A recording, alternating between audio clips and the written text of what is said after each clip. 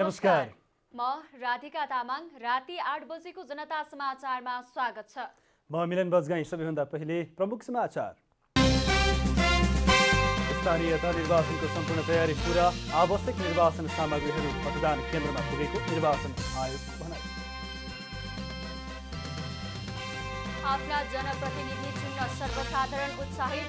30 गते हुने मतदानका लागि काठमाडौँबाट घर फर्कनेहरूको घुइँचो। आगामी आर्थिक वर्षको नीति तथा कार्यक्रम जेठ 7 गते प्रस्तुत गर्ने सरकारको तयारी। 8 देखि 11 गतेसम्म छलफल गर्ने कार्यसूची। इजरायली सेनाद्वारा अल जजिरा टेलिभिजनकी पत्रकार सिरिनको हत्या। आफूहरूले गोली हानेको इजरायली सेनाद्वारा अस्वीकार। र आफूमाथि लगाइएका आरोप प्रमाणित गर्न एन्फा अध्यक्षलाई पूर्व अध्यक्ष थापाको चुनौती। निराधार आरोपले पीडा भएको गुनासो।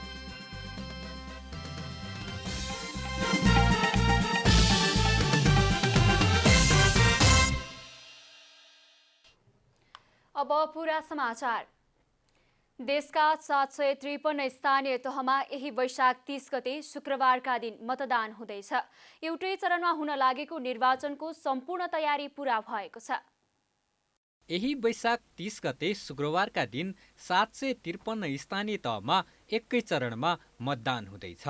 निर्वाचनबाट स्थानीय तहमा प्रमुख, उपप्रमुख, ओडा अध्यक्ष, महिला ओडा सदस्य, दलित महिला सदस्य र 2 खुल्ला ओडा सदस्य गरी 35,221 जना जनप्रतिनिधि चुनिँदैछन्। 6 महानगरपालिका, 11 उपमहानगरपालिका, 276 नगरपालिका र 460 गाउँपालिका गरी 753 स्थानीय तहका 35,221 पदका लागि दलीय आधारमा र स्वतन्त्र गरी 1,45,011 जना उम्मेद्वार रहेका छन्, जसमध्ये 55,698 जना महिला र 89,313 जना पुरुष उम्मेद्वार रहेका छन्। हालसम्म विभिन्न राजनैतिक दलका 355 र स्वतन्त्र 35 गरी 390 जना उम्मेद्वार निर्विरोध निर्वाचित भइसकेका छन्। यसपटकको स्थानीय तह निर्वाचनमा 65 वटा राजनैतिक दलहरू सहभागी भएका छन्। यही वैशाख 29 गतेसम्म 18 वर्ष पुरा भएका 1,77,33,723 जना मतदाता रहेका छन्। निर्वाचनलाई स्वच्छ, निष्पक्ष र भयमुक्त वातावरणमा सम्पन्न गर्न सरकारले 10,756 मतदान स्थल र 21,955 मतदान केन्द्रमा करिब 2,60,000 सुरक्षाकर्मी परिचालन गरिसकेको छ। यता निर्वाचन आयोगले निर्वाचनको सम्पूर्ण तयारी पूरा भएको जनाएको छ। आयोगका अनुसार मतदान केन्द्रमा आवश्यक हुने निर्वाचन सामग्रीहरू सहित 1,09,088 जना कर्मचारी र 65,865 जना स्वयंसेवक आफ्नो मतदान केन्द्रमा पुगिसकेका छन्। बुधबार र बिहिबार सबै मतदान स्थलहरूमा मतदान केन्द्रका लागि खटिएका मतदान टोलीहरूबाट मतदाता परिचय पत्र वितरण र मतदाता शिक्षा अन्तर्गत मतदान गर्ने सही तरिका सम्बन्धी जानकारी दिने कार्यक्रम रहेको छ। निर्वाचन आचार संहिताको पूर्ण कार्यान्वयनका लागि आयोगले संवेदनशील ठानिएका विभिन्न स्थानहरूमा 19 वटा उच्च स्तरीय टोली समेत परिचालन गरेको छ। निर्वाचनमा शान्ति सुरक्षाको स्थिति कायम राख्न मौन अवधि सुरु भएदेखि मतदानको कार्य सम्पन्न नभएसम्मका लागि स्थानीय प्रशासनको समन्वयमा तोकेका क्षेत्रमा मादक पदार्थको बिक्री, वितरण र सेवन गर्न सख्त निषेध गरिएको छ। मतदान कार्य सम्पन्न नभएसम्मका लागि सबै अन्तर्राष्ट्रिय सीमाबाट हुने आवतजावतमा समेत रोक लगाइएको छ भने मतदान हुने दिन आन्तरिक रूपमा सञ्चालन हुने सबै प्रकारका यातायात बन्द हुने भएका छन्। जनता टेलिभिजनका लागि महेश कठायत, काठमाडौँ। निर्वाचन आयोगले मतदाता शिक्षा र मतदाता परिचय पत्र वितरण गर्न सुरु गरेको छ। नेपालभर निर्वाचन आयोगले स्थानीय तहको निर्वाचनलाई मध्यनजर गरेर मतदाता शिक्षा र नयाँ परिचय पत्रको निवेदन दिएकाहरूलाई मतदाता परिचय पत्र वितरण सुरु गरेको छ। नेपालभर निर्वाचन आयोगले स्थानीय तहको निर्वाचनलाई मध्यनजर गरेर मतदाता शिक्षा र नयाँ परिचय पत्रको निवेदन दिएकाहरूलाई मतदाता परिचय पत्र वितरण सुरु गरेको छ। बुधबार र बिहिबार आयोगले देशभरका विभिन्न मतदान स्थल र निर्वाचन केन्द्रबाट मतदाता शिक्षा र मतदाता परिचय पत्र वितरण गरिरहेको छ। वैशाख 30 गते हुने स्थानीय तहको निर्वाचनका लागि मतदाताहरूले हालेको मतदान बदर नहोस् भनेर मतदाता शिक्षा दिन लागेको आयोगले बताएको छ। मतदाता शिक्षा लिनका लागि नयाँ पुस्ताहरू अधिकांश मतदान स्थलमा आएको नयाँ बानेश्वर मतदान केन्द्र गका मतदान अधिकृत भगवान उप्रेतीले बताउनुभयो। उहाँले बिहान 10 बजेबाट मतदाता परिचय पत्र वितरण गरेको र वैशाख 30 गतेका लागि आवश्यक तयारी गरिरहेको बताउनुभयो। मतदान अधिकृत उप्रेतीले मतदाताहरूले नमुना मतपत्रमा मत हाल्न सिकेको बताउनुभयो। हामीले आजदेखि निर्वाचन आयोगले निर्धारित कार्यक्रम अनुसार हामी बिहान 10 बजेदेखि हामीले यहाँ चाहिँ मतदाता परिचय पत्र वितरण र मतदाता शिक्षाको कार्यक्रम सँगसँगै लगेका छौँ। जो मतदाता आउनुभएको छ उहाँले सोध्नुभएको छ अहिले अलिकति मतदानमा कसरी गर्ने होला हामी चाहिँ अबुझ छौँ भन्ने जस्तो कुरा गर्नुभएको थियो। हामीले त्यहाँ नमुना मतपत्रमा हामीले चाहिँ पूर्ण रूपमा उहाँलाई सचेत गराएर शिक्षित गराएर पठाइएको छ। त्यस्तै काठमाडौँ जिल्ला अदालतकी कर्मचारी अनुपमा भट्टराईले मतदाता शिक्षासँगै मतदाता परिचय पत्र पनि वितरण गरिरहेको बताउनुभयो। उहाँले नयाँ मतदाता परिचय पत्र बनाएका र स्थानीय निर्वाचनमा यसअघि मत नहालेका मानिसहरू मत हाल्ने तरिका सिक्न आएको उल्लेख गर्नुभयो। अहिले सिक्ने भनेको मध्यमै हो, जस्तो धेरै वर्षपछि मतदानको यो स्थानीयको धेरै वर्षपछिको हो, जो 74मा छुट्नुभयो। उहाँहरूले चाहिँ छुटेकाहरूले चाहिँ अब चाहिँ दिनुपर्छ भनेर उहाँहरूले त्यस्तो वर्ग चाहिँ उहाँहरू। त्यस्तै मतदान हाल्ने तरिका सिक्ने र मतदाता परिचय पत्र लिन आएका मतदाताहरू भोट हाल्नका लागि उत्साहित देखिन्छन्। यस वर्ष नयाँ मतपत्रहरू छापिएको र हाल्न नजानेकाहरूको मतपत्र बदर हुन सक्ने भन्दै एकपटक मत हाल्ने तरिका सिक्न आवश्यक रहेको अधिवक्ता भूमिनन्द चुडालले बताउनुभयो। उहाँले यस वर्ष मतदाता शिक्षा भने जस्तो दिन नसकेको कारण धेरै मतहरू बदर हुन सक्ने सम्भावना रहेको बताउनुभयो। अहिलेको अलिकति फरक छ। पहिलाभन्दा एउटा मान्छेले परिवर्तन पनि चाहछन्। नयाँ एउटा चाहिँ परिवर्तनकारी शक्तिहरूलाई परिवर्तनको रूपमा चाहिँ निर्वाचनमा अगाडि ल्याउनुपर्छ भन्ने जनताहरू पनि आइरहेको अवस्था छ। अब आफ्नो मतलाई चाहिँ सही रूपमा आफूले चाहिँ प्रयोग गर्नुपर्ने अवस्था जनताहरूले बुझिसकेका छन्। मलाई त्यही डर लागेरै यहाँ अहिले स्पष्ट मैले सोधेँ। अब मैले त त्यो पहिल्यै त्यो अघि नबुझिकन त मैले भोट त नजानेर मतलब एउटै लाइनमा राखिदिने रहेछु नि त, जसलाई मन लाग्यो त्यसलाई राखिदिँदै रहेछु। तर अहिले उहाँहरूले भनेअनुसार चाहिँ मैले बुझेँ। जस्तै अब एउटा कोठामा चाहिँ त्यो लाइनै त्यो राख्नु नमिल्ने रहेछ, जिगजाग गरेर राख्नुपर्ने रहेछ। आफूलाई मन लागेको मान्छेलाई छुट्टा छुट्टै गरेर दिनुपर्ने छ। अहिले चाहिँ मैले चाहिँ बुझेँ। नव मतदाताहरू आफ्नो मताधिकार प्रयोग गरेर उचित नेतृत्व चयन गर्न उत्साहित देखिएका छन्। उनीहरूले सम्बन्धित ठाउँमा आएर भोट हाल्ने तरिका सोधेर आफ्नो मताधिकारको उचित सदुपयोग गर्न सुझाव दिएका छन्। उनीहरूले अहिले सही र योग्य उम्मेद्वार छान्न सके मात्रै भविष्यमा राम्रो कामको प्रतिफल आउने भएकोले सोचेर मतदान गर्न पनि अपिल गरेका छन्। आउँदो शुक्रबार हुन लागेको स्थानीय तहको निर्वाचनमा सहभागी हुन काठमाडौँ उपत्यकाबाट गृह जिल्ला जानेको संख्या बढेको छ। काठमाडौँ उपत्यका कर्मथलो बनाएका अधिकांश नागरिक स्थानीय तह निर्वाचनमा सहभागी हुन पाउनमा उत्साहित देखिएका छन्। आगामी 5 वर्षका लागि आफ्ना जनप्रतिनिधि चुन्न यति बेला मतदातामा उत्साह थपिएको छ। 5 वर्षमा हुन लागेको स्थानीय तह निर्वाचनको सम्मुखमा मतदान गर्न काठमाडौँ उपत्यका छोडेर गृह जिल्ला फर्कन मतदाताहरूलाई भ्याइ नभ्याइ भएको छ। काठमाडौँ उपत्यकाका मुख्य नाकाहरूमा केही दिन यता घर फर्कने यात्रुको चहल पहल निकै बाक्लिएको छ। युवा युवतीदेखि वृद्ध वृद्धसम्म निर्वाचनमा मतदान गर्नकै लागि घर जान उत्साहित देखिएका छन्। विभिन्न कारणले सहरमा बसोबास गर्दै आएकाहरू यति बेला दशैं तिहारका बेला घर गए जत्तिकै गरेर उपत्यकाबाट बाहिरिन थालेसँगै काठमाडौँको सडकमा सवारीको चाप कम भएको छ। आफू शासित हुन पाउने मौलिक हकको उपभोग गर्न कतिपय काखे बच्चा बोकेरै भए पनि गाउँ फर्किन थालेका छन्। बच्चा बोकेर जाँदैछु, खोइ गाडी आइसकेको छैन है। अहिलेसम्म अब सबै हेर्छु, जता जता हेर्दाखेरि रिजर्भ देखिराखेको छु। कतिखेर आउँछ अनि त्यसपछि भोट हाल्नु पाएको मौका त छोड्न भएन। त्यही भएर जाँदैछौँ। यस्तै भयो भने चाहिँ खै के भनौँ है। त्यही हो, बच्चा सानो सानो बोकेर जाँदैछौँ है। सही नेतृत्व चुनेर आफ्नो गाउँठाउँको विकासमा सहयोग पुर्याउन मतदान गर्न जरुरी रहेको मतदाताको भनाइ छ। अहिले त म चाहिँ यो चुनावको सिलसिलामा होइन घर जाँदैछु। म त्यति गाउँमा बस्दिनँ, हेर्नुहोस् होइन, बस्ने म काठमाडौँ हो। म चाहिँ अब यो नामले उतै भएको कारणले गर्दाखेरि म गाउँ जान लागेको। विशेषमा त्यो पनि हो मेरो चाहिँ अब एकमा चाहिँ अब हामीहरूको एउटा पर्व छ क्या यो दिवाली 2 गते त्यसको पनि लागि र यो चुनावलाई पनि जान लाग्यो म।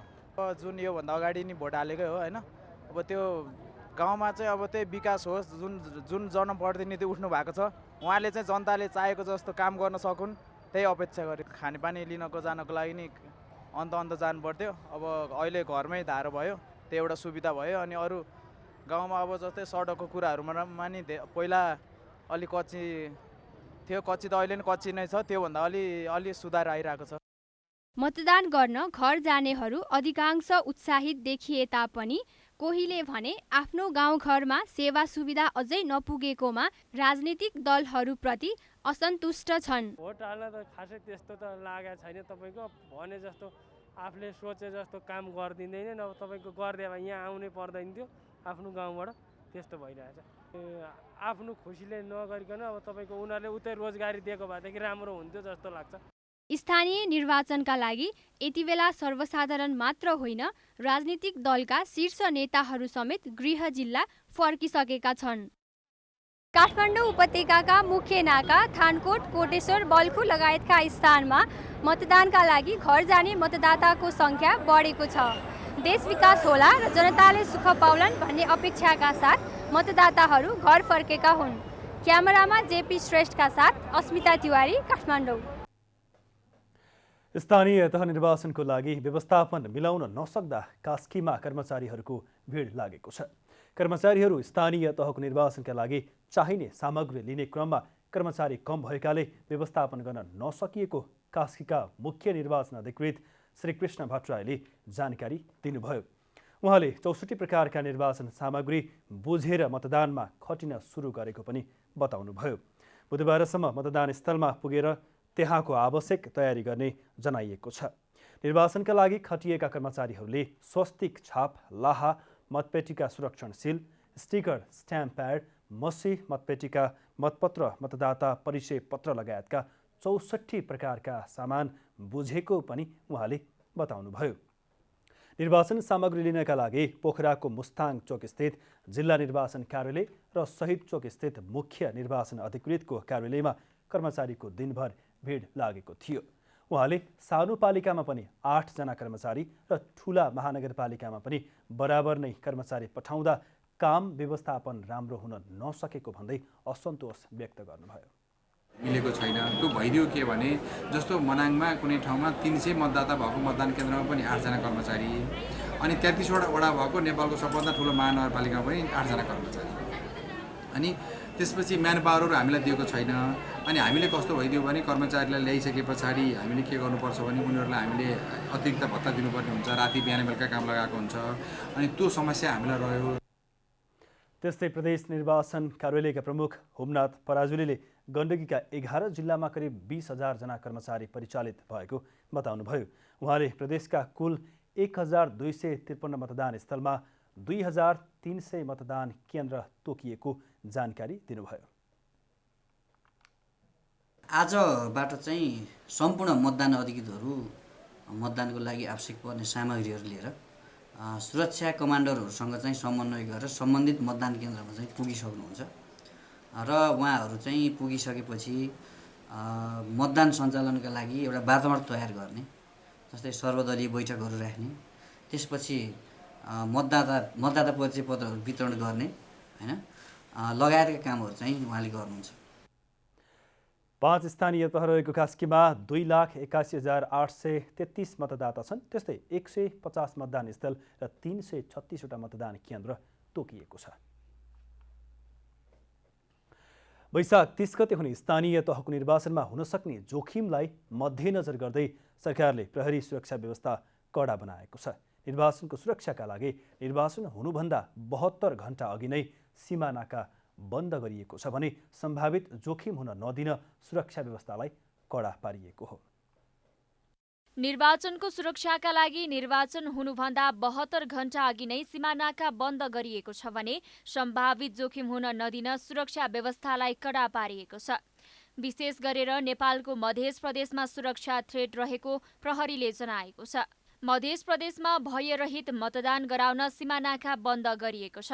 देशभरिका मतदान केन्द्रहरूमध्ये मध्य प्रदेशमा रहेका 1063वटा मतदान स्थल र 2079वटा मतदान केन्द्रलाई अति संवेदनशीलको रूपमा वर्गीकरण गरेर सुरक्षा व्यवस्था कडा पारिएको छ। सबैभन्दा बढी धनुषाका 183वटा मतदान स्थल र 334वटा मतदान केन्द्रलाई अति संवेदनशीलको रूपमा वर्गीकरण गरिएको छ। सप्तरीमा 208 मतदान स्थल र 380 मतदान केन्द्रलाई अति संवेदनशीलको रूपमा वर्गीकरण गरिएको छ भने सिरहामा 170वटा मतदान स्थल र 382वटा मतदान केन्द्रलाई अति संवेदनशीलको रूपमा वर्गीकरण गरेर सुरक्षा रणनीति अनुसार प्रहरी परिचालन गरिएको छ। त्यस्तै महोत्तरीका 110 मतदान स्थल, 214 मतदान केन्द्र, सर्लाहीका 103 मतदान स्थल र 205 मतदान केन्द्र, रौतहटमा 83वटा मतदान स्थल र 161 मतदान केन्द्र, बारामा 144वटा मतदान स्थल र 256वटा मतदान केन्द्र र पर्सामा 62वटा मतदान स्थल तथा 167 मतदान केन्द्रलाई अति संवेदनशीलको रूपमा वर्गीकरण गरिएको छ। त्यहाँ पनि सुरक्षा व्यवस्थालाई कडा पारिएको छ। प्रदेशका 888वटा मतदान स्थल र 1686वटा मतदान केन्द्रलाई संवेदनशील रूपमा वर्गीकरण गरिएको छ। जम्मा 2163वटा मतदान स्थल र 4189वटा मतदान केन्द्र रहेकोमा 212वटा मतदान स्थल र 404वटा मतदान केन्द्रलाई सामान्यमा राखेर सुरक्षा योजना बनाइएको छ। प्रहरीले वरिष्ठ उपरीक्षक एवं नेपाल प्रहरीका प्रवक्ता विष्णु कुमार केसीले स्थानीय तहको निर्वाचनलाई लक्षित गरेर नेपाल प्रहरीले एकीकृत सुरक्षा योजना अन्तर्गत काम गरिरहेको बताउनुभयो। उहाँले देशभरका सबै मतदान केन्द्रहरूमा म्यादी प्रहरी समेत गरी 1,65,000 भन्दा बढी फौज परिचालन भइसकेको बताउनुभयो। नेपाल प्रहरीले नेपाल अधिराज्य भरका 77वटा जिल्लाहरूमा पुग्नुपर्ने सबै मतदान केन्द्रहरू र मतदान स्थलहरूमा परिचालित हुने 1,65,000 भन्दा बढी फौज म्यादी प्रहरी समेत परिचालन भइसकेको छ र सबै हिजो बेलुकासम्ममै सबै मतदान स्थल र मतदान केन्द्रमा सुरक्षाकर्मीहरू पुगिसक्नु भएको अवस्था छ। प्रवक्ता केसीले आसन्न निर्वाचनलाई भयरहित, स्वतन्त्र र निष्पक्ष गराउन विभिन्न प्रविधिको प्रयोग गरेका र निर्वाचन आयोगसँग सहकार्य गरेर सीसी क्यामेरा समेतको माध्यमबाट निगरानी गर्ने काम गरिरहेको बताउनुभयो। वैशाख 30 गते शुक्रबार हुन गइरहेको स्थानीय तह निर्वाचनलाई मध्यनजर गरी कपिलवस्तु प्रशासनले मङ्गलबार राति 12 बजेदेखि नेपाल भारत सीमा नाका बन्द गरेको छ। स्थानीय तह निर्वाचनलाई भयरहित, स्वच्छ, निष्पक्ष रूपमा सम्पन्न गर्ने उद्देश्यले नेपाल भारतका सुरक्षा अधिकारीहरूको सहमतिमा निर्वाचन सम्पन्न नहुँदासम्म सीमा नाका बन्द गरिएको हो। कपिलवस्तुको कृष्णनगर, चाकरचौडा, मर्जादपुर लगायतका नाकामा आवत जावत गर्ने सवारी साधन रोकिए पनि मतदातालाई भने चेक जाँचका आधारमा आवत जावत गर्न दिइने कपिलवस्तुका प्रमुख जिल्लाधिकारी धवेन्द्र कुमार मिश्रले जानकारी दिनुभयो। निर्वाचन हुनु 72 घण्टा अगाडिदेखि मौन अवधि सुरु हुने हुँदा प्रचार प्रसार तथा अन्तर्राष्ट्रिय सीमा नाका समेत बन्द गर्ने नियम रहेको छ। यसैबीच नेपाली कङ्ग्रेसले कपिलवस्तुको महाराजगञ्ज नगरपालिकामा उपप्रमुखको उम्मेद्वारको मृत्यु भएपछि उनकी बुहारीलाई उम्मेद्वार बनाएको छ। कङ्ग्रेसले उपप्रमुख पदकी उम्मेद्वार सुभावती कुर्मीको मृत्युपछि सुभावतीकी जेठी बुहारी रीता कुमारी कुर्मीलाई उम्मेद्वार बनाएको हो। हृदयघातबाट सुभावतीको मृत्यु भएपछि निर्वाचन आयोगले निर्वाचन कार्यक्रम स्थगन गरेको थियो। आयोगले 3 जेठमा निर्वाचन गर्ने गरी नयाँ निर्वाचन कार्यक्रम तालिका सार्वजनिक गरेको छ। सरकारले आगामी आर्थिक वर्ष 2079-80 को नीति तथा कार्यक्रम जेठ 7 गते संसदमा प्रस्तुत गर्ने भएको छ। राष्ट्रपति विद्यादेवी भण्डारीले आगामी जेठ 3 गते संसद अधिवेशन आह्वान गर्नुभएको थियो। सरकारको आगामी आर्थिक वर्ष 2079-80 को नीति तथा कार्यक्रम जेठ 7 गते संसदमा सार्वजनिक गर्ने कार्ययोजना बनेको संघीय संसद सचिवालयका प्रवक्ता डाक्टर रोजनाथ पाण्डेले बताउनुभयो। उहाँले संवैधानिक व्यवस्था व्यवस्थाअनुसार जेठ 15 गते बजेट ल्याउनुपर्ने भएकाले राष्ट्रपतिले संसद अधिवेशन जेठ 3 गतेलाई आह्वान गर्नुभएको थियो।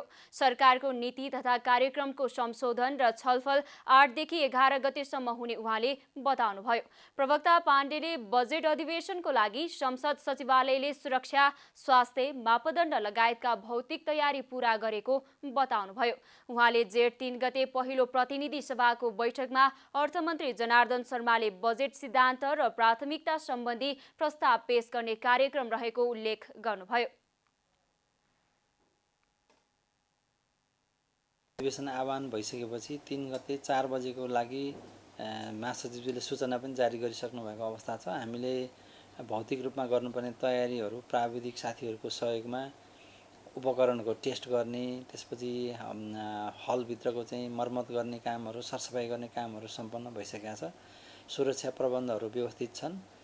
सुरक्षा मापदण्डहरू पहिलाकै यथास्थितिमा हामीले चाहिँ त्यही मापदण्ड अपनाउने हाम्रो योजना छ।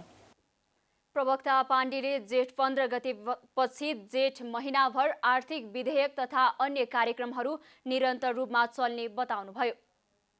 पाण्डेका अनुसार प्रतिनिधि सभासँग 3 गतेबाट राष्ट्रिय सभाको बैठक पनि सुरु हुने बताउनुभयो।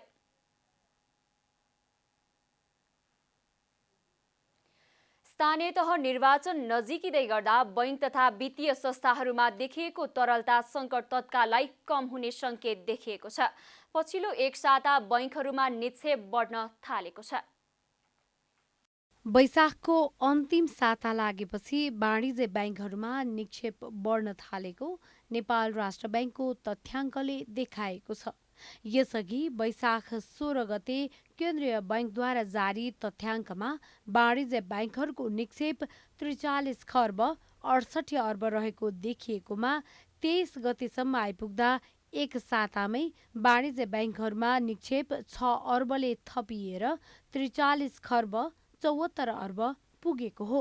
मुलुकभर निर्वाचनको गतिविधि बढेसँगै बजारमा पैसाको कारोबार पनि बढेको छ। उम्मेद्वारहरूले व्यक्तिगत र पार्टीको तर्फबाट गरेको खर्च अन्ततः ब्याङ्किङ प्रणालीमै छिर्दा निक्षेपमा वृद्धि भएको देखिएको हो। निर्वाचनको चहल पहलमा व्यक्ति वा दलका उम्मेद्वारहरूको साथै सरकारले गर्ने सरकारी खर्च पनि आम्दानीको रूपमा मान्छेमा पुग्न गएको हो। बैंक तथा वित्तीय संस्थामा निक्षेप बढ्न जाँदा लामो समयदेखि बैंक तथा वित्तीय संस्थाले बेहोर्न परेको तरलता सङ्कट बिस्तारै हल हुने देखिए पनि केही हदसम्म मुद्रास्फीति भने बढ्न गई महँगी बढ्ने पनि देखिन्छ। चुनावमा विशेष गरी यातायातका साधन, त्यसमा पनि हेलिकप्टरको बढी प्रयोग भइरहेको छ। विभिन्न दलका नेताहरूले चुनावी आमसभालाई लक्षित गर्दै दिनकै 100 भन्दा बढी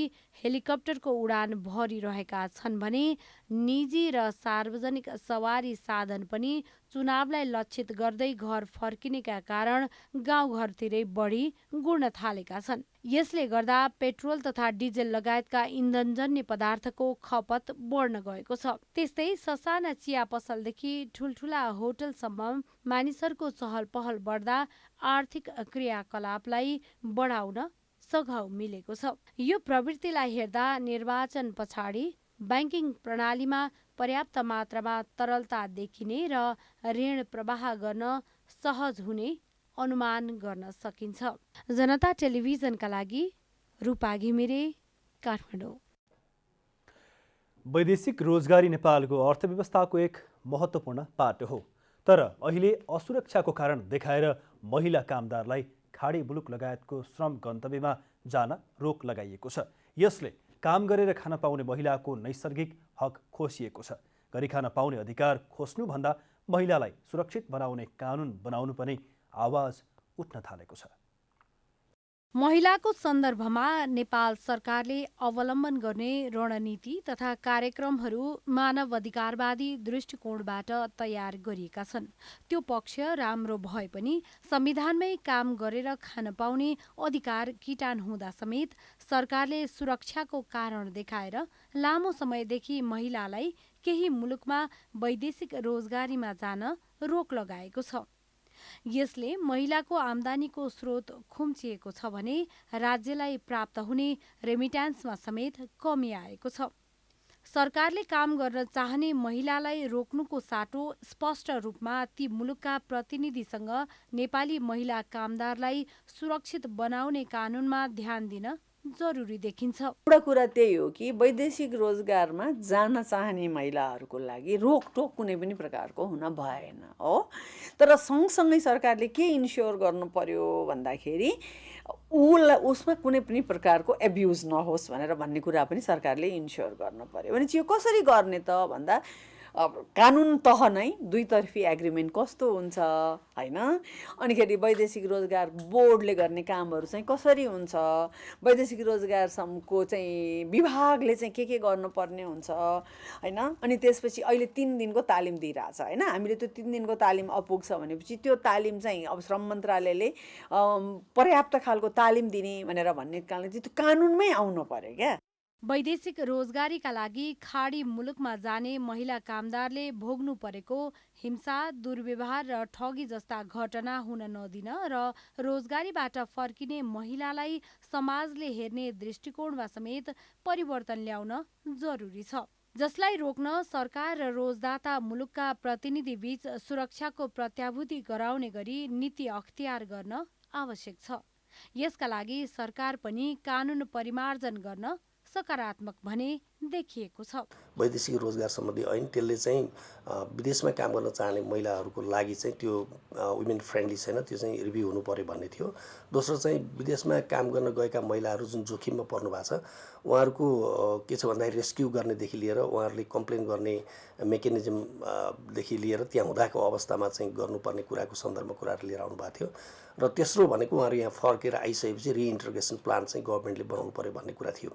यो चाहिँ बेसिकली लेबर मिनिस्ट्रीको जुरिस्डिक्सनभित्र पर्ने भएको हुनाले मैले चाहिँ उहाँहरूलाई के भने तपाईँहरू ल्याउनु भएको कुराहरू उपयुक्त छ, यसमा चाहिँ रिभ्यू हुन आवश्यक छ। यो चाहिँ म यताबाट फरवर्ड गर्ने काम चाहिँ लेबर मिनिस्ट्रीमा फरवर्ड गर्ने काममा म तपाईँहरूलाई सहयोग गर्छु भन्ने कुरा मैले भने। महिलालाई वैदेशिक रोजगारीको सिलसिलामा हुने नराम्रा भोगाइबाट रोक्न रोजगारमा जान अघि महिला कामदारलाई दक्ष बनाएर पठाउनु राज्यको जिम्मेवारी हो भने रोजगारीका क्रममा विविध दुर्घटना र दुर्व्यवहारबाट बचाउन उजुरी र पीडकलाई कारबाही गर्ने सम्मको संयन्त्र चुस्त र दुरुस्त बनाउनु पनि राज्यकै दायित्वभित्र पर्छ। त्यस्तै रोजगारीबाट फर्किँदा समस्यामा परेकाहरूको उचित सुनवाई गर्दै आर्थिक उपार्जनमा लगाउने कानुन निर्माण गर्न सके महिलाहरू स्वावलम्बी बन्दै राज्यलाई प्राप्त हुने रेमिट्यान्समा समेत बढोत्तरी हुनेमा शङ्का मान्ने ठाउँ रहँदैन। क्यामेरामा शैलेन्द्र गोविन्द अमात्यका साथमा रूपा घिमिरे, काठमाडौँ। अब आर्थिक समाचार।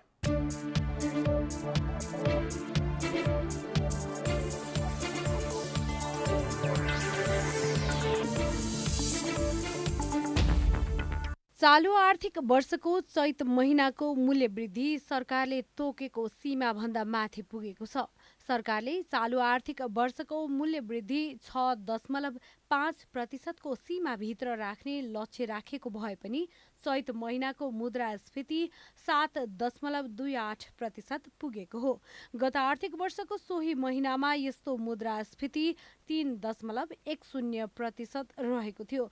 चालु आर्थिक वर्षको चैतसम्ममा खाद्य तथा पेय पदार्थ समूहको मुद्रास्फीति 7.40% र गैर खाद्य तथा सेवा समूहको मुद्रास्फीति 7.18% रहेको छ। मुख्य गरी खाद्य तथा पेय पदार्थ समूह अन्तर्गत घिउ तथा तेल, दुग्ध पदार्थ तथा अन्डा, दाल, गेडागुडी र तरकारी र फलफुलजन्य पदार्थको मूल्य वृद्धि क्रमशः 28.36%, 11.56%, 10.53% र 8.91% रहेको छ। वाणिज्य ब्याङ्कहरूले जेठ महिनाको लागि ब्याज दर नबढाउने भएका छन्। नेपाल ब्याङ्कर्स सङ्घको कार्यसमितिको बैठकले जेठ महिनाको लागि ब्याज दर नबढाउने सहमति गरेको हो। फागुन महिनाको लागि ब्याज बढाएका ब्याङ्कहरूले त्यस यता चैत्र र वैशाखको लागि ब्याज दर स्थिर राखेका छन्। अब जेठमा पनि ब्याज नबढ्ने भएको हो। यस हिसाबले वाणिज्य ब्याङ्कहरूको निक्षेपको ब्याज दर 1 वर्षीय मुद्दती निक्षेपमा अधिकतम 11.03% नै कायम हुनेछ भने साधारण बचतको 6.03% कायम हुनेछ। नेपाल धितोपत्र बोर्डले वैदेशिक रोजगारीमा गएका कामदारलाई आइपिओको कोटाको व्यवस्था गरेको छ। म्युचुअल फन्डले कोटा पाए झैँ वैदेशिक रोजगारीमा गएकालाई आइपिओमा कोटा व्यवस्था गर्न लागि बोर्डले जनाएको छ।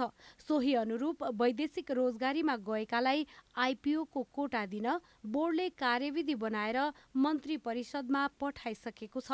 बोर्डले वैदेशिक रोजगारीमा गएकालाई 10% कोटाको व्यवस्था सहित मन्त्री परिषदमा पठाएको जनाएको हो। आइपिओमा विदेशमा काम गर्न गएकालाई निश्चित कोटा दिनासाथ विदेशबाट आइपिओ भर्न भन्दै ठूलो रकम नेपाल आउने र यसले विदेशी मुद्रा सञ्चितिमा परेको दबावलाई कम गर्ने बोर्डले अपेक्षा गरेको छ।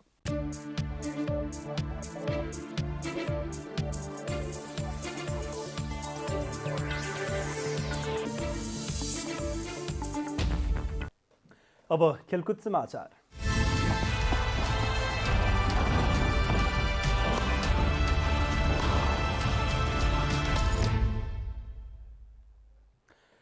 अखिल नेपाल फुटबल सङ्घ एन्फाका पूर्व अध्यक्ष गणेश थापाले आफू विरुद्ध वर्तमान अध्यक्ष कर्मा छिरिङ शेर्पाले विभिन्न सार्वजनिक कार्यक्रमको दौरानमा लगाएका आरोप सार्वजनिक गर्दै प्रमाणित गर्न चुनौती दिनुभएको छ।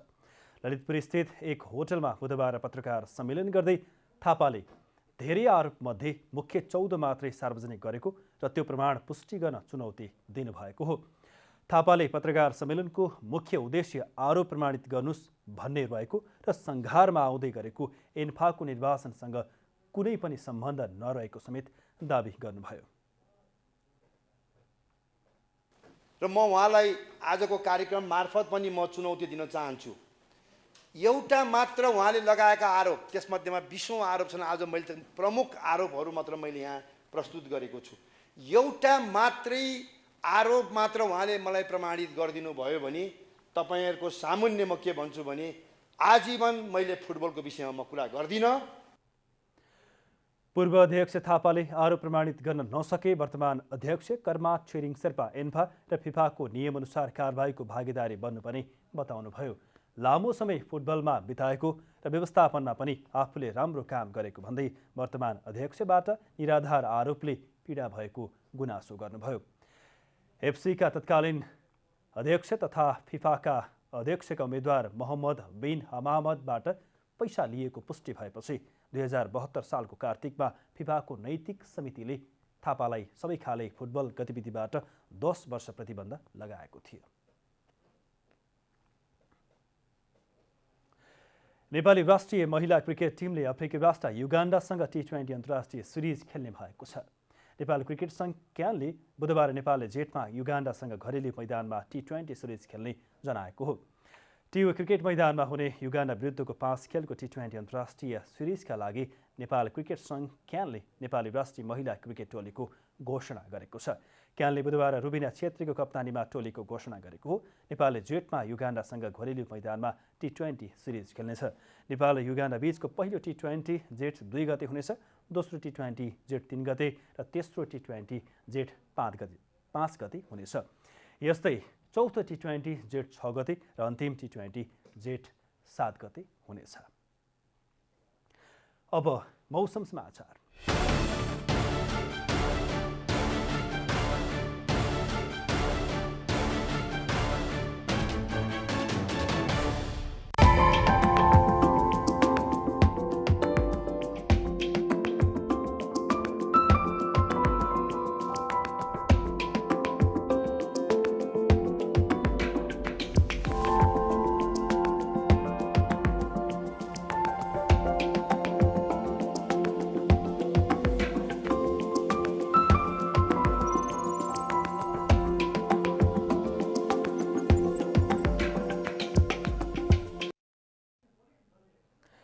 अन्त्यमा आजको डायरी।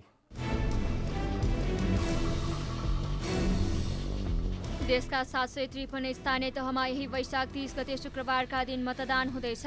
एकै चरणमा हुन लागेको निर्वाचनको सम्पूर्ण तयारी पूरा भएको छ। निर्वाचन आयोगले मतदाता शिक्षा र मतदाता परिचय पत्र वितरण गर्न सुरु गरेको छ। नेपालभर निर्वाचन आयोगले स्थानीय तहको निर्वाचनलाई मध्यनजर गरेर मतदाता शिक्षा र नयाँ परिचय पत्रको निवेदन दिनेहरूलाई मतदाता परिचय पत्र वितरण सुरु गरेको छ। स्थानीय तह निर्वाचन नजिकिँदै गर्दा बैंक तथा वित्तीय संस्थाहरूमा देखिएको तरलता सङ्कट तत्काललाई कम हुने सङ्केत देखिएको छ। पछिल्लो एक साता बैंकहरूमा निक्षेप बढ्न थालेको छ। अल जजिरा टेलिभिजनकी पत्रकार सिरिन अबु अक्लेहलाई इजरायली सेनाले गोली हानी हत्या गरेका छन्। घटनामा उनीसँग रिपोर्टिङ गरिरहेका अर्को पत्रकार अली समोदी पनि घाइते भएका छन्। अखिल नेपाल फुटबल सङ्घ एन्फाका पूर्व अध्यक्ष गणेश थापाले आफू विरुद्ध वर्तमान अध्यक्ष कर्मा छिरिङ शेर्पाले विभिन्न सार्वजनिक कार्यक्रमको दौरानमा लगाएका आरोप सार्वजनिक गर्दै प्रमाणित गर्न चुनौती दिएको छ। थापाले पत्रकार सम्मेलनको मुख्य उद्देश्य आरोप प्रमाणित गर्नुस् भन्ने रहेको र संघारमा आउँदै गरेको एन्फाको निर्वाचनसँग कुनै पनि सम्बन्ध नरहेको समेत दावी गर्नुभयो।